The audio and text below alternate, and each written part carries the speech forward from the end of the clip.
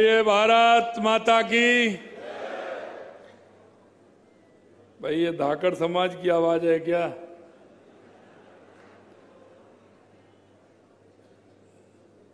इसलिए ये देखिए, जोड़ते दोनों हाथों की मुट्ठी बांधिए और जोर से बोलिए, भारत माता की, भारत माता की, भारत माता की, धरणीधर भगवान की, धरणीधर भगवान की, गिरिराज धरण की, गिरिराज धरण की, पूछरी के लोठा की, आप सबकी।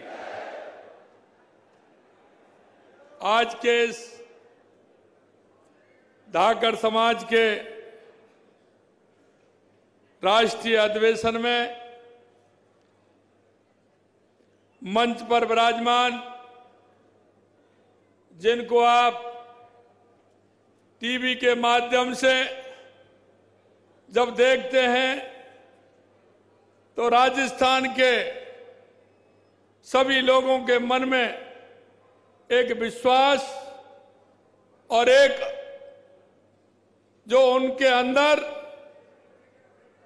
जो भावना और भाव है, और वो भी गौरव का जब अनुभव होता है, ऐसे हमारे लोकसभा के माननीय अध्यक्ष हमारे सम्मानीय ओम बिरला जी,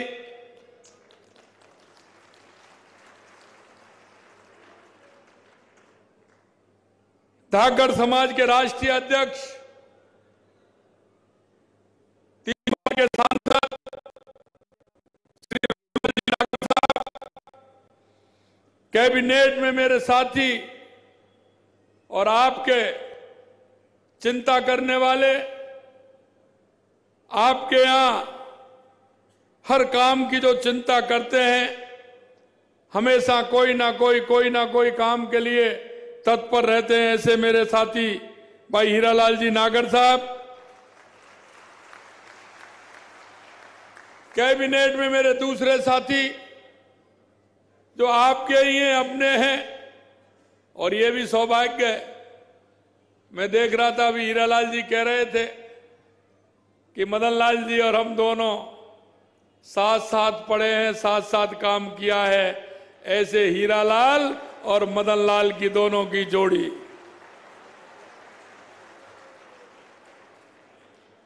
चिकित्सा मंत्री मध्य प्रदेश श्री नरेंद्र शिवाजी पटेल जी, पूर्व राष्ट्रीय अध्यक्ष धाकड़ समाज माननीय कन्हैयालाल जी धाकड़ साहब, पूर्व राष्ट्रीय अध्यक्ष धाकड़ समाज उमानाराम पटेल जी, बेगू के विधायक भाई सुरेश धाकड़ जी, कोटा दक्षिण के विधायक संदीप शर्मा जी, लाडपुरा की विधायक कल्पना देवी जी, राष्ट्रीय उपाध्यक्ष धाकड़ समाज तुलसीराम जी धाकड़ साहब, सभी मंच पर विराजमान समाज के बंधुगण और गांव गांव ढाणी ढाणी से आए, पूरे हमारे प्रदेश से नहीं पूरे देश से आए धाकड़ समाज के सभी मेरे भाई और बहनों, सबसे पहले तो मैं आप सभी के चरणों में वंदन करता हूं, अभिनंदन करता हूं, आप सभी को मैं नमन करता हूं,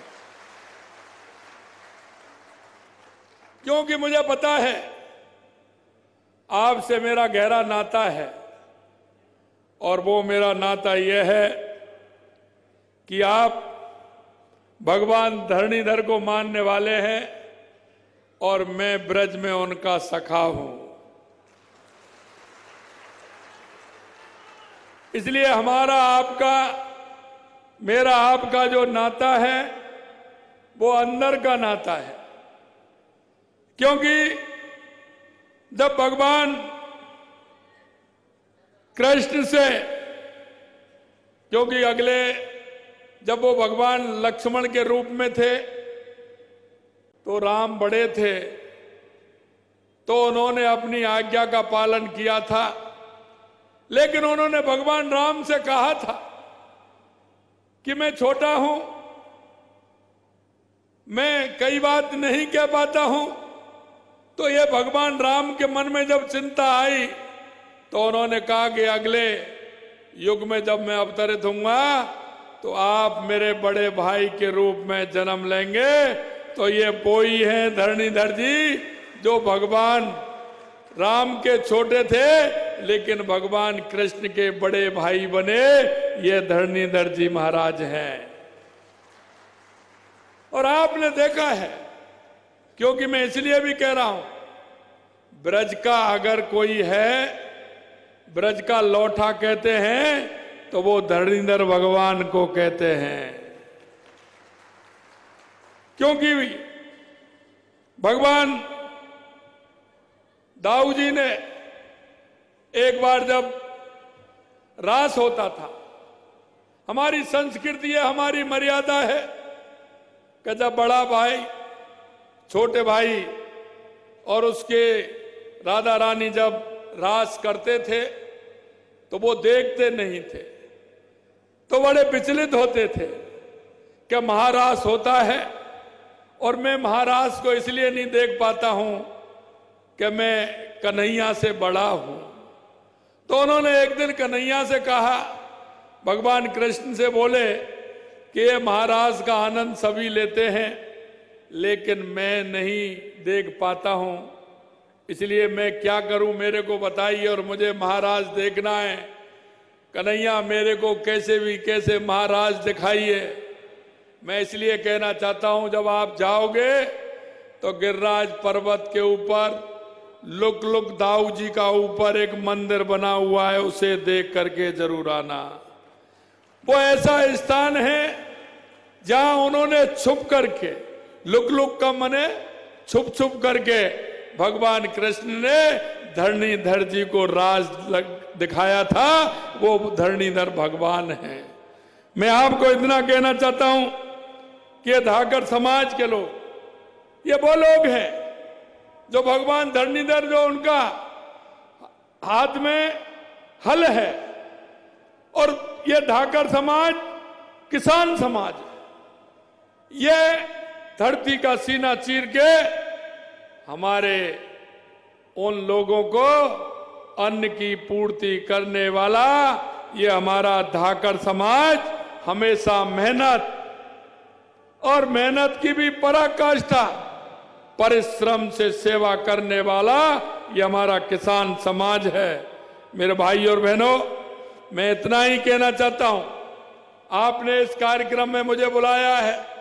निश्चित रूप से जब कहा था, आज मैं प्रयागराज में था, मेरा कार्यक्रम था आज शाम तक आने का, लेकिन जब हीरा लाल जी ने, सुरेश जी ने, सबने मिलकर के कहा कि नहीं आपको कार्यक्रम में आना है, मैं आपके दर्शन से वंचित नहीं रहना चाहता था, इसलिए आप सभी के दर्शन करने के लिए मैं आपके बीच में आया हूं। और मैं धन्यवाद देना चाहता हूं हीरा लाल जी को, सुरेश जी को, धाकर समाज के सभी पदाधिकारियों को कि उन्होंने मेरे को ये मौका दिया, एक साथ आप सभी के दर्शन का लाभ मुझे मिला, इसलिए उनको धन्यवाद देता हूं। आपने देखा होगा, क्योंकि हमारी सरकार हमेशा किसान के हित में काम करती है। देश के यशस्वी प्रधानमंत्री नरेंद्र मोदी जी कहते हैं कि हमारे देश के अंदर 4 जातियां हैं, और उन 4 जातियों को जब आप देखोगे तो आपको लगेगा कि इससे कोई भी वंचित नहीं है। किसान, युवा, महिला और मजदूर, इनमें सभी जातियां समाहित हैं, पूरा समाहित है। वो हमेशा कहते हैं कि हमारे किसान का उत्थान होगा तो हमारे प्रदेश का उत्थान होगा, हमारे देश का उत्थान होगा। युवा का उत्थान होगा तो हमारे प्रदेश और हमारे देश का उत्थान होगा। हमारी बहनों का उत्थान होगा तो हमारे प्रदेश का और हमारे देश का उत्थान होगा। और अगर हमारे गरीब का उत्थान होगा तो हमारे देश और प्रदेश का उत्थान होगा। ये वो हैं जो अंतिम पायदान पर खड़े हैं, अंतिम पायदान पर खड़े हैं, जो पंडित दीनदयाल उपाध्याय, बाबा साहब भीमराव अंबेडकर जी ने जो कहा है कि जब तक लाभ उस अंतिम पंक्ति में बैठे व्यक्ति को नहीं मिलेगा, जब तक हमारा देश या प्रदेश आगे नहीं बढ़ेगा। मैं आपसे इतना ही कहना चाहता हूं, क्योंकि 70 साल में सबसे ज्यादा जो राज रहा है वो आपने देखा है किसका रहा है। उन्होंने किसान के लिए, युवा के लिए, हमारी बहनों के लिए और हमारे मजदूर के लिए कुछ नहीं किया। आप 70 साल बाद देख रहे हैं गांव में पीने के पानी की व्यवस्था नहीं, गांव में चिकित्सा और शिक्षा की सुविधा नहीं। आज अगर कर रहे हैं तो देश के यशस्वी प्रधानमंत्री नरेंद्र मोदी जी 2014 के बाद इस देश में परिवर्तन देखने को मिल रहा होगा, परिवर्तन देखने को मिल रहा होगा। ये ऐसे नहीं कह रहा हूं, मैं आपसे कहना चाहता हूं, मेरे कई भाई सरपंच होंगे जो 2-2, 3-3 बार के होंगे, आप में से जनप्रतिनिधि होंगे, आप में से कई सरकारी अधिकारी होंगे, कर्मचारी होंगे। मैं आपसे मेरे भाइयों बहनों मैं इतना कहना चाहता हूं, 2014 के बाद देश में जो ऐतिहासिक परिवर्तन हुआ है वो आपके सामने, वो आपके सामने है। चाहे हमारे गरीब कल्याण की योजनाएं हो, या हमारे देश के विकास की योजनाएं हो, या आतंकवाद नक्सलवाद का खात्मा हो, या दुनिया में बढ़ता हुआ भारत का गौरव हो, ये देश के यशस्वी प्रधानमंत्री नरेंद्र मोदी जी के नेतृत्व में आपने 2014 के बाद देखा है। और मैं आपसे इसलिए कहना चाहता हूं कि आपने देखा, हीरालाल जी कह रहे थे कि आप सभी सीटों पर गए, वो सभी सीट दिल्ली के अंदर जीते। मैं तो, आपने मेरा वीडियो सुना होगा, मैंने तो एक दिन पहले विधानसभा में कहा था कि दिल्ली में आप जीरो से आगे बढ़ने वाले नहीं है, जीरो से आगे। वही हो गया कांग्रेस का हाल, जीरो से आगे नहीं बढ़े, क्योंकि हम जानते हैं जो किसान हमारा मेहनत कश है, किसान जो हमारा धरती का सीना चीर के अन्न पैदा करता है, समाज की सेवा करता है, क्या उसको सुविधाएं मिलनी चाहिए या नहीं मिलनी चाहिए? आपसे पूछना चाहता हूं, उसको मिलना चाहिए कि नहीं मिलना चाहिए? आप बताइए, उसको मिलना चाहिए कि नहीं मिलना चाहिए? मेरे भाइयों, मैं कहना चाहता हूं, देश के यशस्वी प्रधानमंत्री नरेंद्र मोदी जी किसान सम्मान निधि का पैसा भेजते थे और उन्होंने 6,000 रुपए भेजे, 6,000 रुपए साल के अंदर। लेकिन वो उनके किसान पुत्र जिनके पिता का देहावसान हो जाता था, उनका नामांतरण चढ़ता था, उनका नामांतरण चढ़ा करके केंद्र को के कांग्रेस की सरकार ने वो सूची भी नहीं भेजी। वो मैं आपको इसलिए कहना चाहता हूं कि आप मानसिकता देखिए, पैसा केंद्र सरकार का प्रधानमंत्री जी दे रहे हैं, आपको सूची भेजने में कहां दिक्कत आ रही है? कांग्रेस की सरकार ने सूची नहीं भेजी। और मैं आपसे ये कहना चाहता हूं, हमने किसानों से वादा किया था। हीरालाल जी कह रहे थे कि आप सभी सीटों पर गए, वो सभी सीट दिल्ली के अंदर जीते। मैं तो, आपने मेरा वीडियो सुना होगा, मैंने तो एक दिन पहले विधानसभा में कहा था कि दिल्ली में आप जीरो से आगे बढ़ने वाले नहीं है, जीरो से आगे। वही हो गया कांग्रेस का हाल, जीरो से आगे नहीं बढ़े, क्योंकि हम जानते हैं जो किसान हमारा मेहनत कश है, किसान जो हमारा धरती का सीना चीर के अन्न पैदा करता है, समाज की सेवा करता है, क्या उसको सुविधाएं मिलनी चाहिए या नहीं मिलनी चाहिए? आपसे पूछना चाहता हूं, उसको मिलना चाहिए कि नहीं मिलना चाहिए? आप बताइए, उसको मिलना चाहिए कि नहीं मिलना चाहिए? मेरे भाइयों, मैं कहना चाहता हूं, देश के यशस्वी प्रधानमंत्री नरेंद्र मोदी जी किसान सम्मान निधि का पैसा भेजते थे और उन्होंने 6,000 रुपए भेजे, 6,000 रुपए साल के अंदर। लेकिन वो उनके किसान पुत्र जिनके पिता का देहावसान हो जाता था, उनका नामांतरण चढ़ता था, उनका नामांतरण चढ़ा करके केंद्र को के कांग्रेस की सरकार ने वो सूची भी नहीं भेजी। वो मैं आपको इसलिए कहना चाहता हूं कि आप मानसिकता देखिए, पैसा केंद्र सरकार का प्रधानमंत्री जी दे रहे हैं, आपको सूची भेजने में कहां दिक्कत आ रही है, लेकिन 4-5 साल तक कांग्रेस की सरकार ने सूची नहीं भेजी। और मैं आपसे यही कहना चाहता हूं, हमने किसानों से वायदा किया था कि हम किसान सम्मान निधि देंगे और उस किसान सम्मान निधि को बढ़ाएंगे।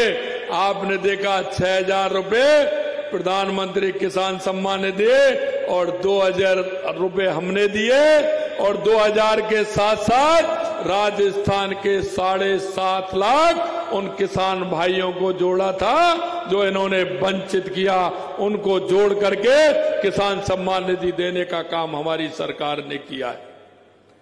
ये हमने इसलिए किया कि हमारे किसान किस तरह से आगे बढ़े। मैं आपसे इतना और कहना चाहूंगा, इस मंच के माध्यम से अपनी भावनाएं, अपने विचार आप तक पहुंचा सकता हूं। हम सब मिलकर के आगे कैसे हमारे इस समाज को बढ़ा सकते हैं। हमारा धाकर समाज इतिहास अत्यंत गौरवशाली है और गौरवशाली इसलिए है कि मैंने कहा है कि आप भगवान धरणीधर के उपासक हैं।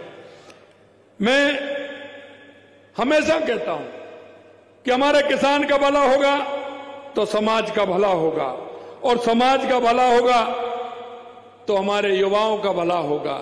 मैंने इनसे कहा था, युवाओं से मैंने कहा कि आप चिंता मत करिए, आप मेहनत करिए। पहली बार हमारे संकल्प पत्र में हमने जो बात रखी थी, धीरे धीरे हमने उनको पूरा करने का काम किया है। और मैं कह सकता हूं, जो हमारे संकल्प पत्र जो हमने आपके बीच में चुनाव के समय लेकर के गए थे, हमने 50 से 55% उसमें काम हमने पूरा किया है। और मैं आपके माध्यम से ध्यान दिलाना चाहता हूं, किसानों की एमएसपी बढ़ाने का काम हमारी सरकार ने किया, युवाओं को रोजगार देने का काम हमारी सरकार ने किया। हमने कहा कि पहली साल में 1 लाख नौकरियां देंगे, 60,000 दे दिए हैं और आपने देखा 81,000 वैकेंसी हमने इस साल के लिए निकाली है, पूरा कैलेंडर निकाला है। मैं युवा भाई बहनों से कहना चाहता हूं, तैयारी करिए, किसी तरह की दिक्कत नहीं है। समय पर पेपर होगा, समय पर विज्ञप्ति निकलेगी, समय पर रिजल्ट आएगा और समय पर नियुक्ति पत्र दिया जाएगा। ये मैं आपको विश्वास दिलाना चाहता हूं। 1,72,000 जगह हमने निकाली है, आपने देखा होगा। उनको उन पे भी दिक्कत आ रही है। हमारे प्रतिपक्ष के नेता कह रहे थे कि आपने 60,000 वैकेंसियां आपने चतुश्रेणी कर्मचारी और ड्राइवरों की निकाली है। हमने कहा क्यों, आपको क्या दिक्कत है? हमने निकाली है, हम अंतिम पायदान पर खड़े, हमारे किसान मजदूर, उनके बेटे को हम नौकरी देना चाहते हैं। मैं आपसे पूछना चाहता हूं, ये 60,000 वैकेंसी क्या 1 साल के अंदर हुई है? क्या 1 साल के अंदर आई है? क्यों नहीं किए आपने? किसान और मजदूर के बेटे को क्यों वंचित रखा? मैं तो आपसे ये पूछना चाहता हूं, मेरे भाई और बहनों, मैं किसान के दर्द को अच्छी तरह से समझता हूं। मैंने आपने जो किसानी का काम किया है वो मैंने भी किया है। मैं किसान के दर्द को जानता हूं, किसान के उस बेटे को भी जानता हूं जो गांव से चल करके थैला लेकर के शहर में आता है। वो कमरा लेता है, हॉस्टल लेता है, ट्यूशन पढ़ता है, कोचिंग करता है, पिताजी उसको पैसे ला करके देते हैं। नहीं होते हैं तो रात के अंधेरे में जाते हैं, किसी से लेकर के आते हैं और पिता विश्वास भी दिलाता है कि मैं मेहनत करके पढ़ूंगा, नंबर लेकर के आऊंगा। पिता को बेटा जब विश्वास दिलाता है, पिता को भी उम्मीद होती है कि आगे आने वाले समय में ये मेरा सहारा बनेगा, मेरा सहारा बन के मेरे परिवार की मजबूती आएगी। लेकिन जब पेपर लीक हो जाता है तो दोनों किसी से नहीं कहते, पिता पुत्र का दोषी बनाता है और पुत्र कहता है कि मैं क्या करूं, ये पेपर लीक हो गया। इस तरह का काम कांग्रेस की सरकार ने किया था। कांग्रेस की सरकार ने, मेरे भाई और बहनों, जो वायदा आपसे किया था, 1 साल हुआ है, पेपर भी हुए हैं, लेकिन एक भी पेपर लीक नहीं हुआ। ये हमारी सरकार की गारंटी है, गारंटी है, गारंटी है। अंत में मैं आपसे इतना निवेदन करना चाहता हूं, मेरे भाई बहनों, मैं इतना ही कहना चाहता हूं, ये डबल इंजन की सरकार है और ये डबल इंजन की सरकार जो आप लोगों ने 1 साल पहले बना करके दी है, मैं आपसे इतना ही विश्वास दिलाना चाहता हूं कि आने वाले समय में ये डबल इंजन की सरकार राजस्थान के विकास के लिए कृत संकल्प है। और आपने देखा होगा, हमने आते ही राजस्थान का एक रोड मैप बनाया। उस रोड मैप में हमने देखा कि आवश्यकता राजस्थान के अंदर क्या है। राजस्थान के अंदर आवश्यकता है सबसे पहले पानी की। हमारा राजस्थान हाड़ौती में तो फिर भी काफी है, लेकिन और राजस्थान के अंदर अगर आप देखोगे तो पानी की दिक्कत है। मैं इसलिए कहना चाहता हूं, हमने ERCP के माध्यम से, यमुना जल के माध्यम से और हमारा माई डैम के माध्यम से हो या इंदिरा गांधी नहर के माध्यम से हो, पूरे राजस्थान का रोड मैप बना करके हमने तैयार किया है, जिससे राजस्थान के किसान को हर जिले में पानी मिले, पीने को मिले, पशुओं को मिले। ये योजना हमने बनाई है। दूसरी जो हीरालाल जी कह रहे थे, हमने बिजली की योजना बनाई कि हमारे किसान को 2027 में हम दिन में बिजली देने का काम करेंगे और दिन में भी जितनी बिजली आवश्यकता है उतनी देने का काम करेंगे। उद्योग को भी बिजली मिलेगी, उपभोक्ता को भी बिजली मिलेगी, उसके लिए भी हमने काम किया है। 2,24,000 करोड़ रुपए के केंद्र सरकार से एमओ करके हमने उन कामों को भी धरातल पर उतारा है। तीसरा काम हमारा था कि हमारे युवाओं को किस तरह से रोजगार मिले, सरकारी नौकरियां भी मिले और प्राइवेट तौर पर भी नौकरियां मिले। उसके लिए भी हम, आपने देखा है, हमने जगह सरकारी तौर पर आपने देखा हमें वैकेंसी निकालने का काम किया है और राजस्थान के माध्यम से राजस्थान के 6 लाख से ज्यादा युवाओं को रोजगार देने का काम हमारी सरकार करेगी। ये भी मैं बताना चाहता हूं। आपने देखा हमारी राम जल सेतु लिंक परियोजना हमने बनाई, उसमें भी उनको दिक्कत है, क्योंकि उनको राम के नाम से किस तरह की भावनाएं आप देख सकते हैं। लेकिन मैं क्या करूं, मैंने तो नहीं बनाया। राजस्थान का रा और मध्य प्रदेश का मां, राम अपने आप बन गया, उसने ही बना के भेजा है, तो मैं क्या करूं? आप बताइए, बना के नहीं बना? राजस्थान का रा और मध्य प्रदेश का मां, तो राम बना के नहीं बना। और दोनों प्रदेशों ने जिस तरह से मेहनत की, मैं धन्यवाद देना चाहता हूं हमारे सांसद जी को, हमारे चिकित्सा मंत्री जी को और वहां के मुख्यमंत्री जी को, कि प्रधानमंत्री जी के नेतृत्व में जो कांग्रेस ने लटकाई थी, अटकाई थी, उस योजना को दोनों राज्यों से कह करके और उसको पूरा करने का काम हमारे देश के यशस्वी प्रधानमंत्री नरेंद्र मोदी जी कर रहे हैं।